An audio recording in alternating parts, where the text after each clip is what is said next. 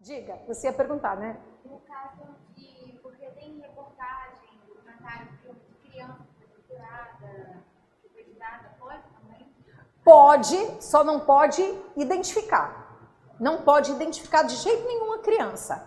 Ah, professora, mas eu já vi uma reportagem com a criança identificada. É porque ela faleceu, tá? A criança faleceu, ela não vive mais. Então, eles podem identificar a criança. Mas enquanto ela está viva, não pode, é uma garantia dela, tá? Então, às vezes que você vê um retratinho lá de uma criança, a gente viu tantas barbaridades, né? Aquela criança que foi jogada do prédio pelo pai, foi o caso Nardoni, né? Aquela criança aparece na TV, você fica assim, né? É porque ela faleceu.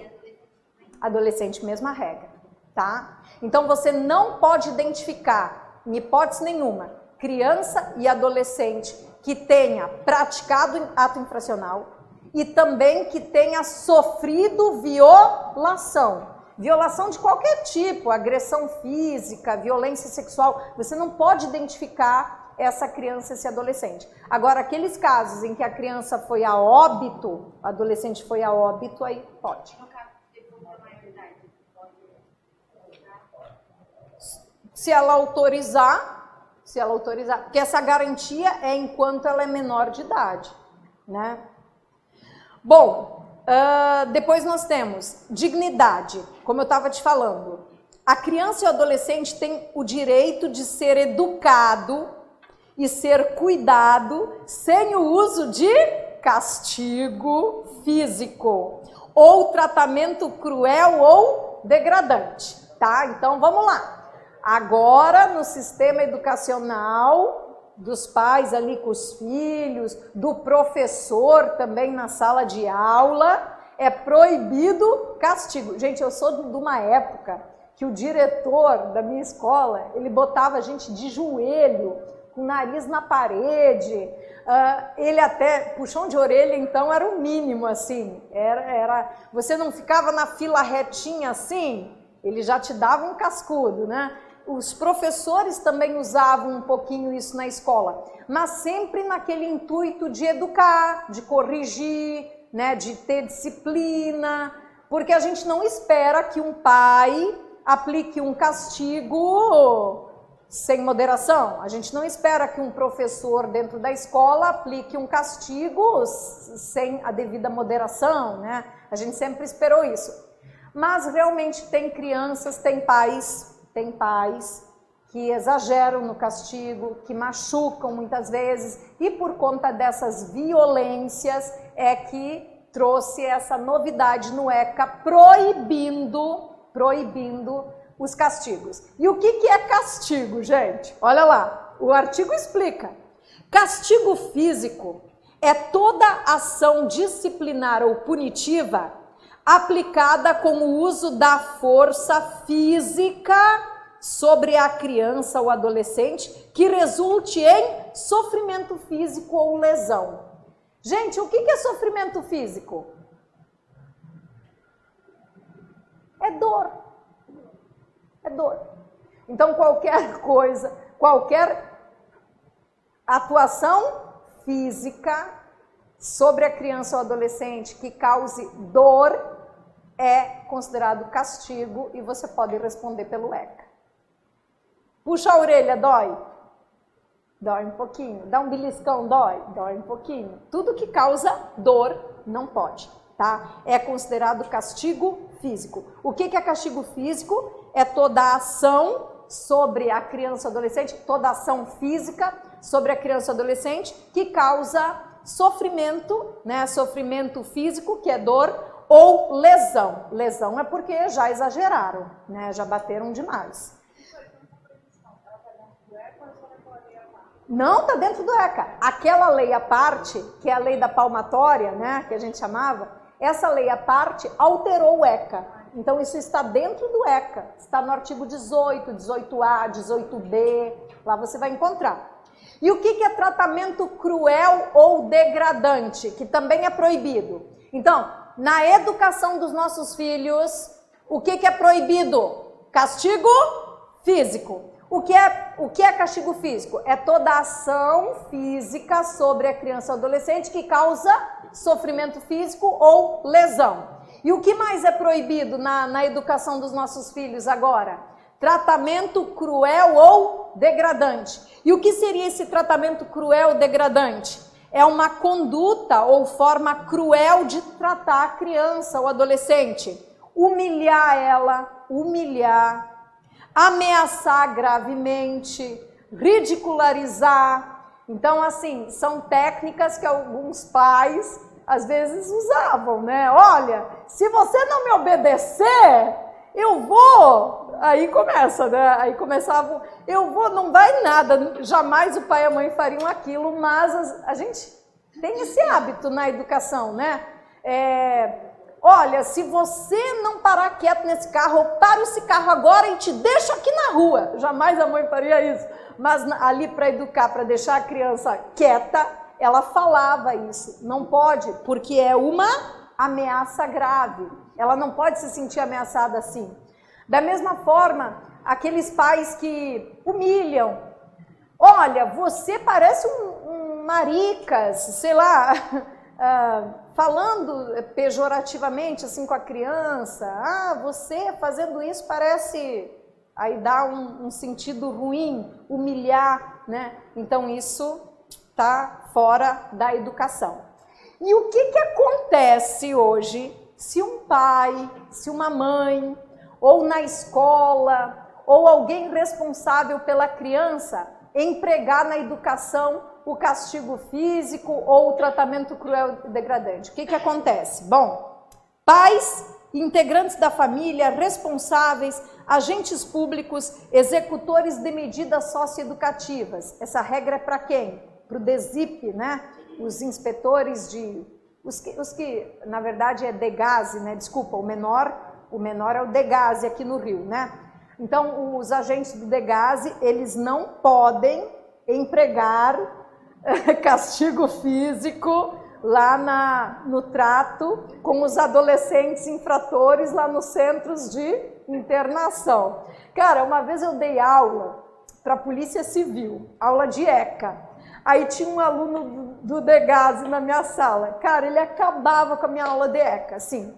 Pô, professora, o meu ECA tá atrás da porta, né? O meu ECA fica atrás da porta. Zoava comigo demais. Ele acabava com a minha aula de ECA. Mas, enfim, a gente sabe que a realidade é um pouco distante do que está aqui.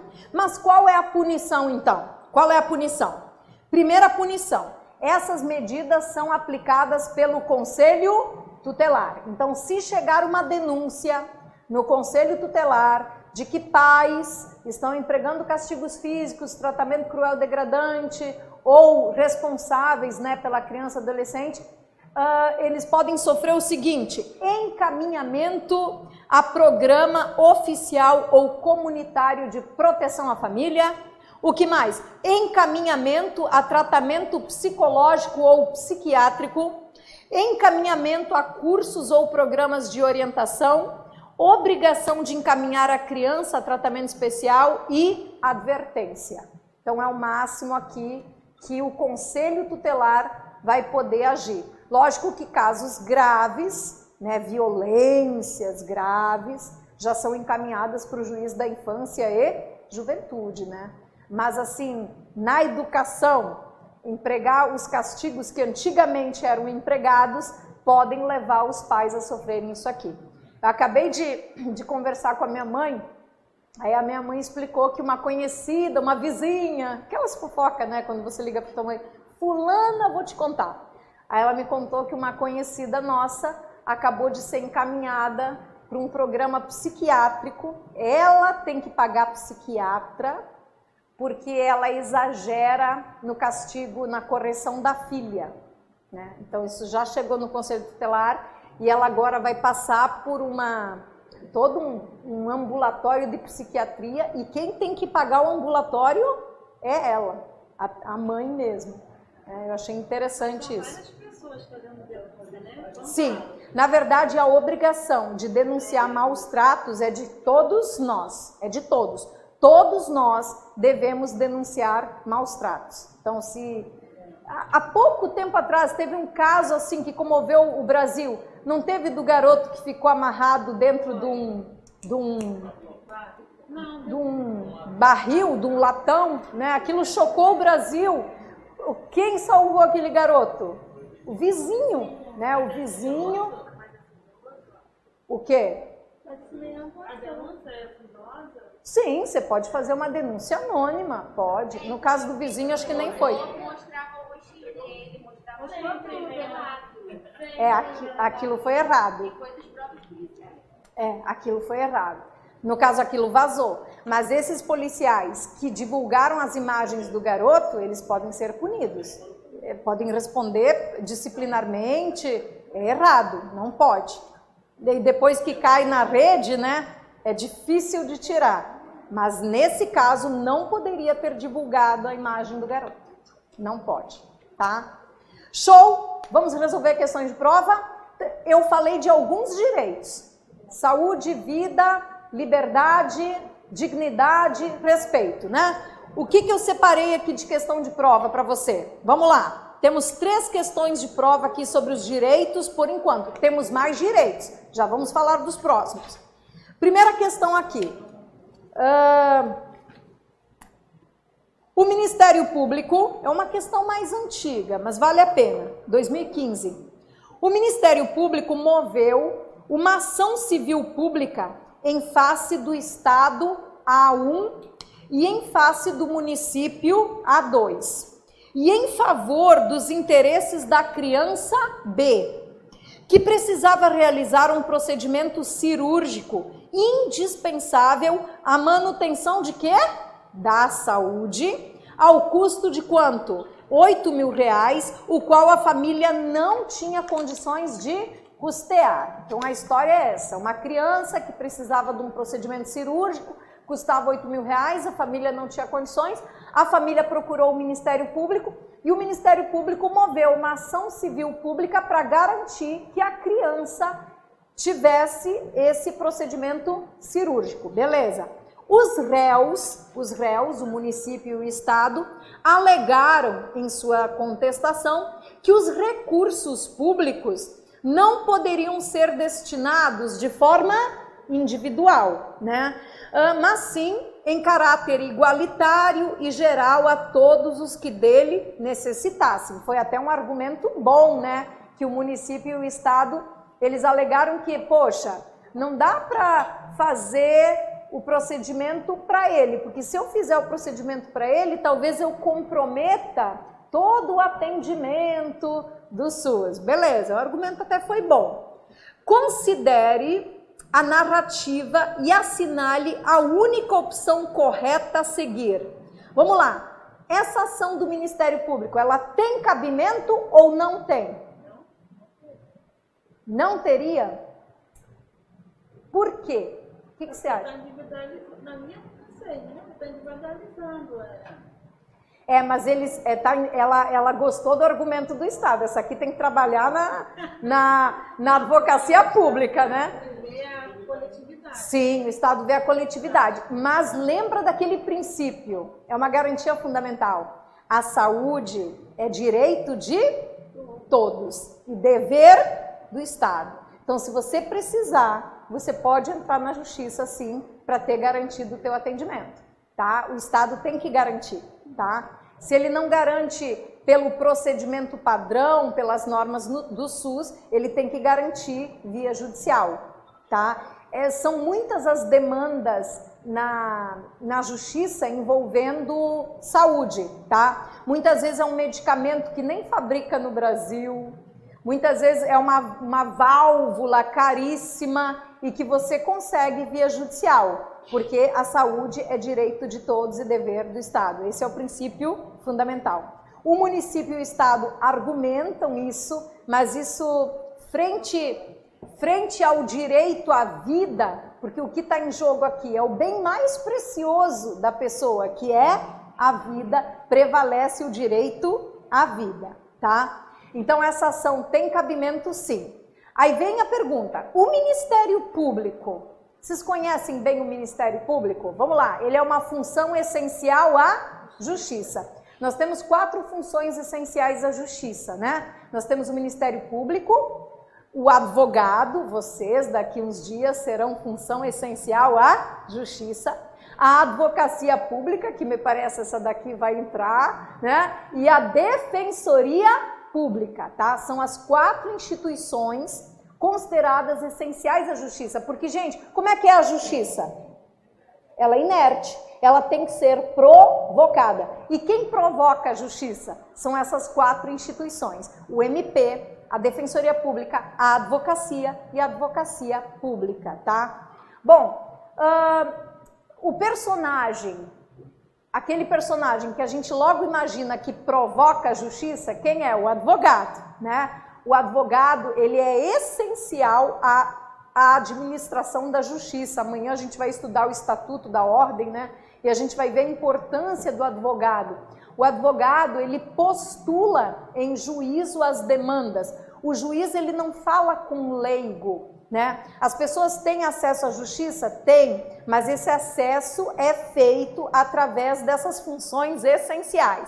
Então, quando a pessoa precisa de um juiz, ela precisa procurar um advogado, porque ele é que vai se dirigir ao juiz.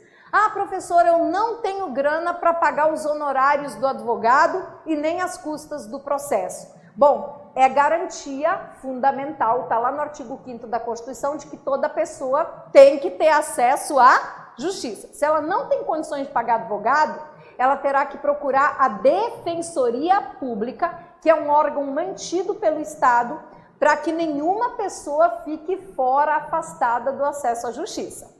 Beleza, aí temos a advocacia pública, né, que sempre defende os interesses de quem? Das pessoas jurídicas de direito público, do município, do estado, da União. Aí entram as procuradorias, né? A Procuradoria do Município, a Procuradoria do Estado e a AGU, Advocacia Geral da União. Vocês no futuro poderão fazer concurso, depois de tirar a carteirinha da ordem, vocês podem fazer concurso para trabalhar nestas instituições, assim como para trabalhar na Defensoria Pública também, né? E por fim, a última instituição que provoca o judiciário, quem é? O MP. Só que o Ministério Público, ele não provoca o judiciário em qualquer circunstância, tá? É um pouco diferente do advogado, que você postula em juízo a pretensão do teu cliente, daquele que te constituiu, né? O MP, ele não provoca a justiça sempre, ele só provoca a justiça quando for um dos seus interesses a serem tutelados. Quais seriam esses interesses? Está lá no 127 da Constituição. O MP atua na defesa da ordem jurídica, do regime democrático, dos interesses sociais. O que são interesses sociais? Coletivos, né, da sociedade de modo geral. O interesse público, ele é protegido pelo MP, e também interesses individuais. Opa, então o MP pode entrar na justiça para buscar algo para mim, individual? Pode, mas só se o interesse for de que tipo? Indisponível. Então, se você tem um interesse indisponível, ele é só teu, ele não é coletivo, ele é só teu. Mas ele é desse tipo, indisponível. O que é um interesse indisponível? É aquele que você não pode fazer acordo sobre ele, não pode renunciar a ele, não pode abrir mão dele. Esse é o interesse individual indisponível. Esse o MP pode entrar na justiça para defender uma única pessoa. Porque a máxima do Ministério Público é ele defender o interesse da sociedade, do grupo maior, o interesse público, e excepcionalmente o MP defende interesse individual, mas só quando for de que tipo? Indisponível. E aqui nessa questão, você está diante de um interesse indisponível? A minha procuradora do município fez assim, ó. Ela vai ser procuradora do município. Ou procurador do estado, da AGU, né? É um interesse indisponível porque é a vida do garoto. Ele precisa desse procedimento cirúrgico. Então o MP pode atuar. E o MP, ele entra com essas ações visando a garantia dos direitos através da famosa ação civil pública. Então, nesse caso, a ação civil pública tem cabimento? Tem cabimento, tá? Então eu descarto a letra A, que falou que não tem cabimento. A letra C, vamos ver a letra C. A ação civil pública é perfeitamente cabível no caso e no mérito. A prioridade legal assiste a criança B no atendimento a necessidades como vida e saúde, nisso justificando-se a absoluta prioridade na efetivação dos seus direitos, conferindo-lhe primazia de receber socorro e proteção e a precedência no atendimento em serviço público. Ainda cai naquele princípio da proteção integral, né? De receber com absoluta prioridade, socorro, atendimento no serviço público. Então a criança e adolescente sempre tem prioridade na formulação de políticas públicas, na destinação de recursos públicos e sem contar que é um interesse individual indisponível que certamente o MP pode proteger, tá? Gabarito letra C. Questão número 2 que eu selecionei aqui para você, fala de que direito? Vamos lá, Maria... esse aqui acho que caiu no último exame, esse foi 2020, o 32, né? Nós vamos para a prova do 33, ou não? Acho que foi o 32, acho que foi esse. Maria chega à maternidade, já em trabalho de parto, sendo atendida emergencialmente. Felizmente, o parto ocorre sem problemas e Maria dá à luz a Fernanda. Perfeito. Fernanda, antes disso, no mesmo dia do parto, é toda uma história, no mesmo dia do parto, a enfermeira Cláudia escuta a conversa entre Maria e uma amiga que a visitava, na qual Maria oferecia a Fernanda, a neném, a essa amiga em adoção, por não se sentir preparada para a maternidade. Então, olha só, a enfermeira escutou uma conversa entre a mamãe e uma amiga de que ela não queria criança, que ela queria dar a criança e tal. Beleza. Aí a enfermeira, o que ela fez? Ela ficou preocupada com essa conversa e a enfermeira, Cláudia, relatou o caso para o médico de plantão. Aí relatou para o médico, beleza. Aí o Paulo, que era o médico, por sua vez, deu a notícia a Carlos, que era o diretor-geral do hospital. Beleza. Naquela noite, já recuperada, a Maria e a mesma amiga vão embora da maternidade, sem que nada tenha ocorrido e nenhuma providência tenha sido tomada por qualquer dos personagens envolvidos, a enfermeira Cláudia, o médico Paulo e o Carlos, diretor do hospital. Beleza. Diante dos fatos acima, assinale a afirmativa correta. Letra A. Não foi cometida qualquer infração. Errado. Letra B. Carlos cometeu infração administrativa porque não encaminhou o caso à autoridade judiciária, porque somente o diretor do hospital é que tem obrigação de fazer isso. Não. C. Carlos e Paulo, o Carlos é o diretor do hospital e o Paulo, o médico, é que não cometeram infração ao não encaminharem o caso à autoridade, porque não cabe aos médicos fazer isso. Péssimo. Letra D, deve ser o gabarito. Carlos, Paulo e Cláudia cometeram infração administrativa por não encaminharem o caso de que tenham conhecimento para a autoridade judiciária.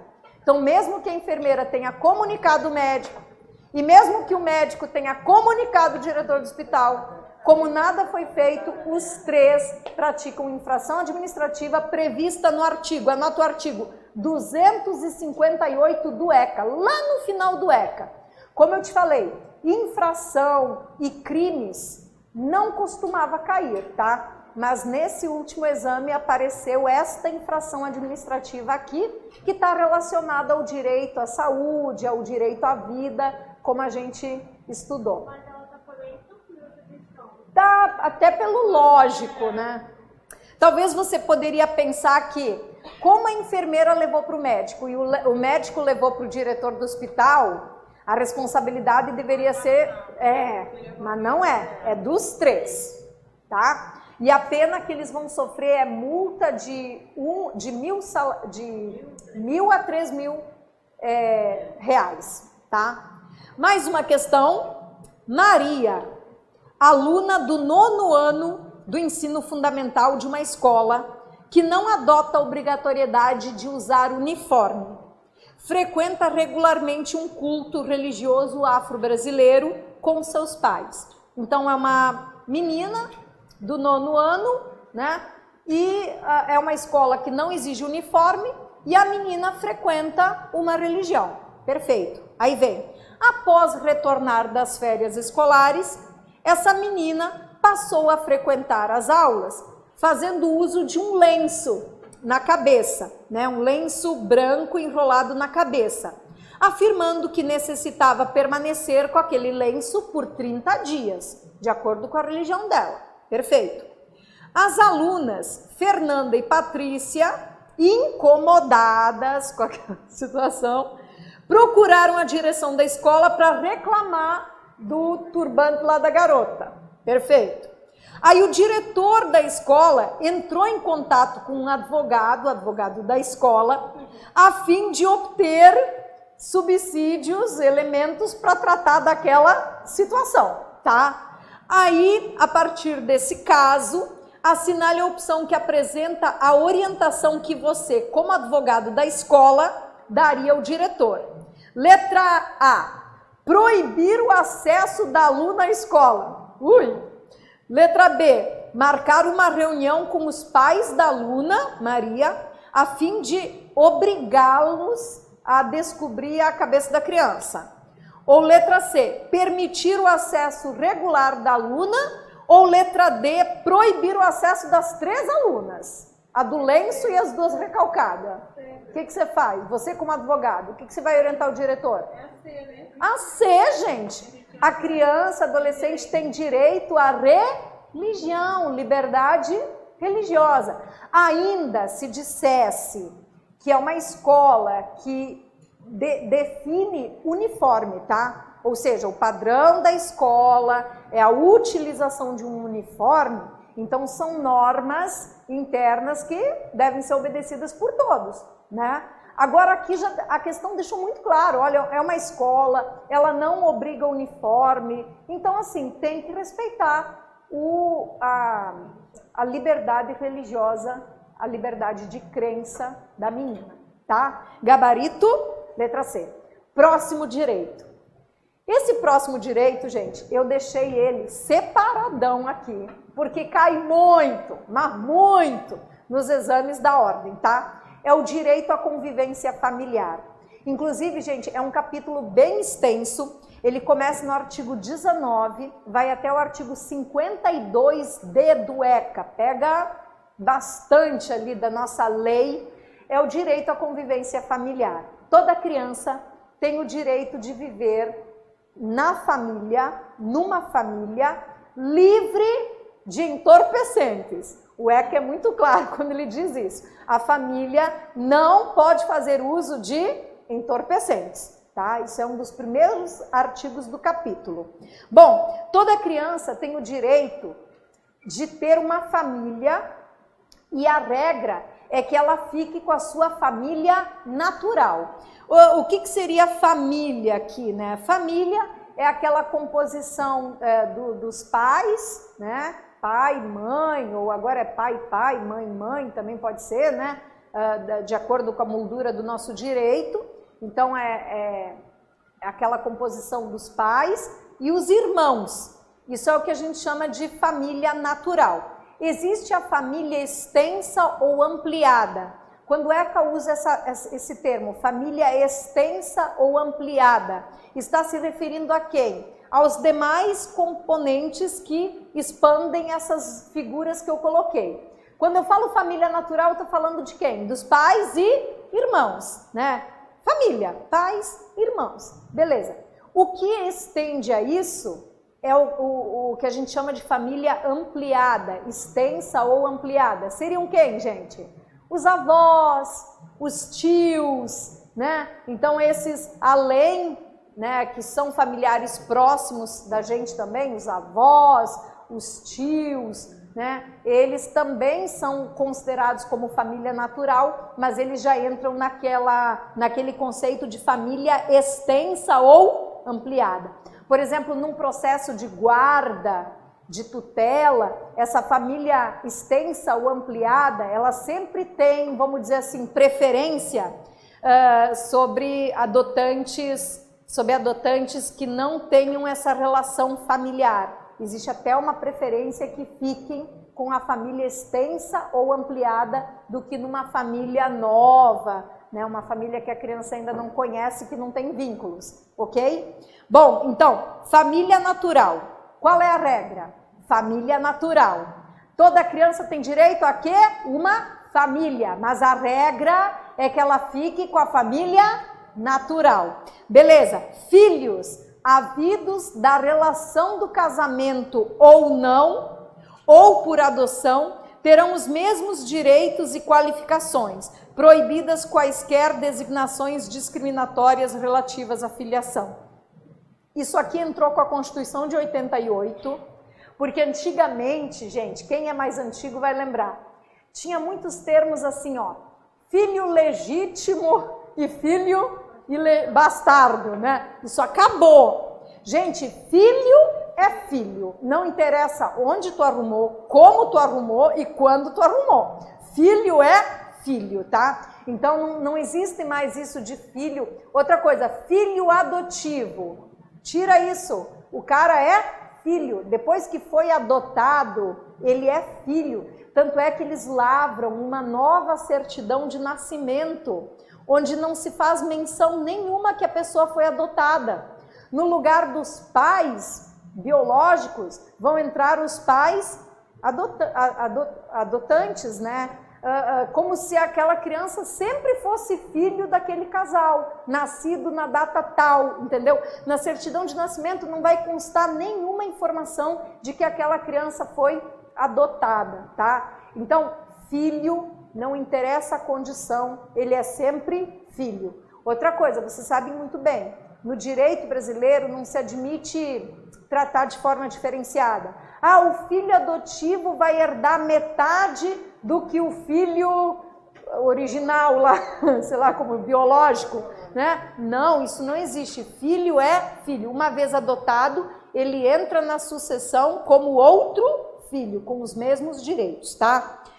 O reconhecimento da filiação é direito personalíssimo, indisponível e imprescritível. Então, por exemplo, você não tem a tua história com o teu pai muito definida. O teu pai não te reconheceu, vamos dizer, não botou o sobrenome dele. Ele até te cumprimenta, trata contigo, te chama de filho, mas ele não te reconhece, vamos dizer assim.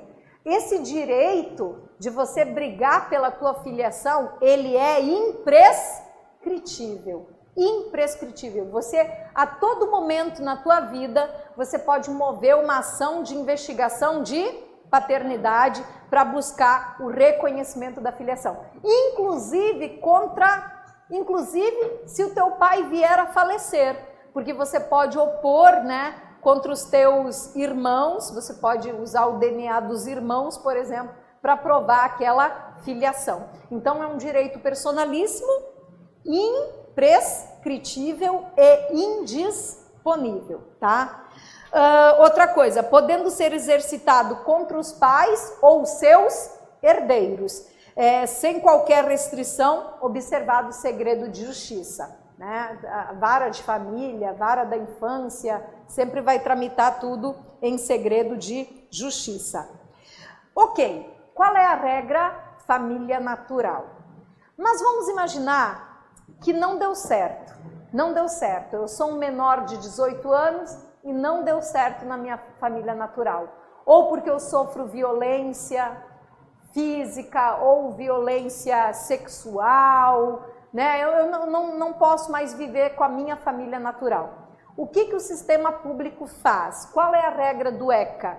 Retirar aquela criança e aquele adolescente do convívio da família natural. Mas isso, vejam, é uma medida excepcional. Entendam, o Conselho Tutelar pode fazer isso?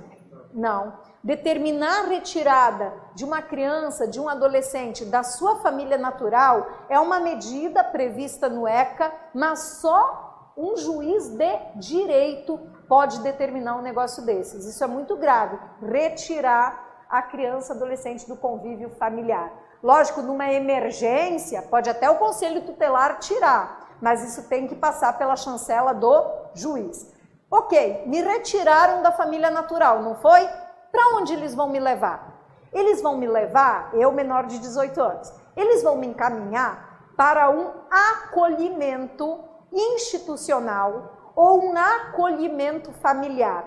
Esse nome acolhimento institucional é um nome bonito que entrou no ECA de uns anos para cá, mas na verdade é o antigo abrigo. E mais antigamente chamado orfanato, né? É o acolhimento institucional. Então a criança vai ser retirada da família natural, vai ser colocada nesse abrigo, acolhimento institucional. Uma modalidade mais moderna é o acolhimento familiar, que eu acho super bacana. A Vara da Infância cadastra famílias interessadas, então as famílias, elas se credenciam lá na Infância e Juventude, passa por todo um critériozão lá da Vara da Infância e Juventude, mas a minha família pode se cadastrar como uma família acolhedora. Aí aquela criança, quem vai para a tua casa, gente? Um infrator? Um delinquente? Não. Para a tua casa vai uma criança que sofreu violação nos seus direitos, tá? Então ela vai para minha família e vai conviver comigo, com os meus filhos, vai conviver na minha casa, eu vou cuidar dela. Me digam, entre o acolhimento institucional e o acolhimento familiar, aonde a criança vai se sentir melhor? No acolhimento familiar, porque é uma família, entendeu? É uma família, volto a dizer, é todo um critério para essa família ser escolhida, essa família recebe incentivos, inclusive, tá? É interessante, mas ela tem uma enorme responsabilidade. Tem prazo, tá? Tanto o acolhimento institucional quanto o acolhimento familiar, primeiro ponto, não pode passar de 18 meses. Essa é a modalidade de apadrinhamento? Não, ainda tem o apadrinhamento. Então, o prazo sobre essa questão que você falou, da urgência e emergência. E no caso da salvo e rescisão, né? Judicial. Mas aí, se a criança está sofrendo uma emergência ali, foi acolhida na... 24 horas. É 24 horas. É diferente. Isso aqui é o seguinte, a criança sofreu maus tratos, aí denunciaram para o Conselho Tutelar. Aí o Conselho Tutelar chegou, pega a criança, retira, né? Porque retira imediatamente, leva para um abrigo, leva. Mas aí tem que comunicar o juiz em 24 horas. Porque lembra, quem pode tirar a criança da família? Só o juiz. Isso tem que passar pela chancela do juiz. Tá? Só ele tem esse poder de retirar uma criança do convívio da sua família natural. E é casos bem graves, tá? Bem graves mesmo. Ok. Aí o juiz vai encaminhar essa criança ou para um acolhimento institucional ou para um acolhimento familiar. Qual é melhor? Qual é preferencial? O familiar. Mas quando não tem famílias acolhedoras suficientes, aí ele vai encaminhar para o acolhimento institucional, que é o abrigo, né, que a gente não curte muito. Mas o ECA trouxe uma coisa maravilhosa, isso tem uns 3, 4 anos, um prazo. Porque antigamente a criança era colocada no abrigo, gente, e a criança fazia uma primavera e mais uma primavera e mais uma... E a criança acabava crescendo no abrigo e quando fazia 18 anos, ó, a porta abriu, vai embora e vai com Deus, né? Acabou isso no ECA, ele colocou um prazo, agora a Justiça da Infância tem que dar uma definição para aquela criança em quanto tempo? 18 meses. Isso foi ótimo, tá? No acolhimento institucional. Sim, no acolhimento institucional e também no acolhimento familiar. Veja, essa família acolhedora não vai adotar a criança não. Tá? Ela é uma família que é preparada pela vara da infância a não criar vínculos, entendeu? Como é que vai preparar isso? Ela é posta só para cuidar dessa criança, não para ficar com ela. Por quê? Vamos entender por quê? Por que essa família acolhedora não pode formar vínculo com a criança? Porque qual é a ideia primordial do ECA? Voltar a criança para a família natural. Entendeu? Tanto o ECA é tão bonito, gente, pena que eles não aplicam. Olha só, pelo ECA, o que tem que ser feito? A criança tem que ser retirada e colocada no acolhimento. Enquanto isso, qual o prazo? 18 meses. O poder público cai dentro daquela família. Cai para dentro da família, porque o problema não é com a criança, o problema está na família. A mãe usa droga, o pai é alcoólatra, os dois estão desempregados, aquele caos, né? Então, o que o poder público tem que fazer? O poder público tem que agir naquela família. Tem que dar auxílio disso, botar no programa de desintoxicação, nos AAs, fazer o possível para restabelecer aquela família para a criança voltar. Por isso que a família acolhedora, ela não é orientada a formar vínculo. Porque a ideia é a criança voltar, sempre, tá? Vamos dizer que não foi possível. Não foi possível a criança voltar. Mesmo que o poder público tenha intervido, e a gente sabe que, né? Mas assim, não deu para voltar. Aí, o que o juiz vai fazer? Arrumar uma família para aquela criança. Arrumar uma família substituta. Aí entram as 3 modalidades de colocação em família substituta. Quais são? Guarda, tutela e adoção. Guarda, tutela e adoção. A adoção é uma medida excepcional, ela é adotada em último caso, realmente a gente não conseguiu, por exemplo, um familiar que pegasse a guarda, porque às vezes os pais não podem, mas a avó pode cuidar, a tia pode cuidar. Então a ideia é sempre colocar na guarda da família extensa ou ampliada. Mas também não foi possível, então o último caso é a adoção. A tutela, gente, ela é usada conforme a lei civil. Quando você estuda a tutela lá no Código Civil, quando acontece uma tutela? Quando o menor perde os pais. Quando, por exemplo, os pais morreram num acidente. E aí a criança ficou com bens, ficou com patrimônio. Então não dá para colocar a criança só na guarda, porque a guarda implica deveres de guarda, sustento, educação. Já a tutela, ela implica os deveres de guarda, mas ela compromete o tutor a cuidar e gerenciar, administrar todo o patrimônio da criança. Eu costumo dizer assim, palavras bem simples, guarda para criança pobre e tutela é para criança rica, tá? É basicamente a diferença, porque quando a criança não tem os pais, mas ela tem bens, patrimônio que precisa ser gerenciado, aí se dá uma tutela.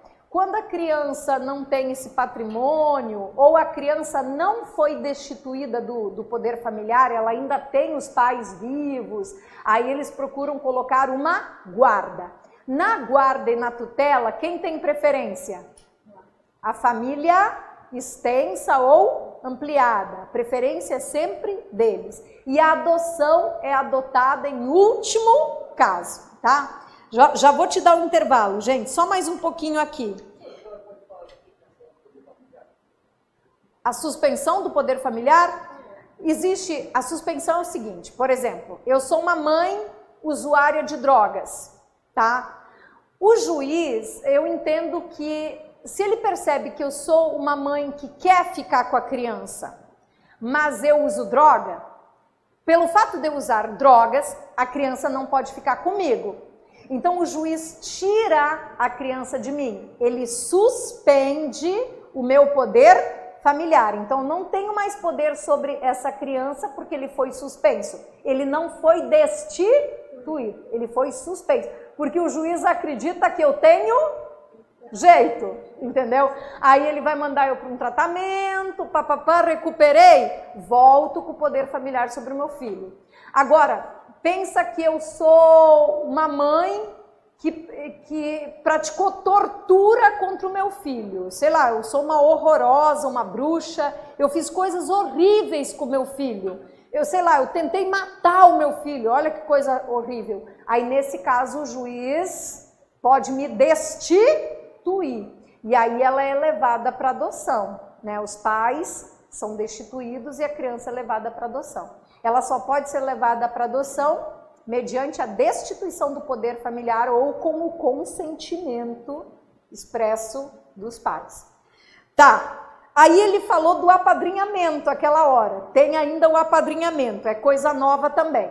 Está no artigo 19b. Olha lá, a criança e o adolescente, em programa de acolhimento institucional ou familiar, poderão participar de um programa de apadrinhamento, que consiste em estabelecer e proporcionar à criança e ao adolescente vínculos externos à instituição para fins de convívio familiar. Isso aqui foi pensado não muito para aquela do acolhimento familiar, tá, gente? Mas aquela que está no acolhimento institucional. Eu posso apadrinhar uma criança através da vara da infância e juventude. Aí como funciona? Eu vou lá no abrigo e eu pego a criança, entendeu? E passeio com ela, e vou para o zoológico, e vou para o circo, e vou para o parque, e fica um final de semana comigo, as férias fica comigo, entendeu? Eu viro a madrinha da criança. Isso tudo via infância e juventude, que é diferente da família acolhedora. Na família acolhedora, a família é cadastrada na vara da infância e ela recebe a criança e fica com ela por um período. No apadrinhamento, eu pego uma criança que está num abrigo e convivo com ela, estreito laços com ela, assim, passeio com ela, passo um feriadão com ela, levo ela para minha casa de vez em quando, mas ela está no acolhimento institucional.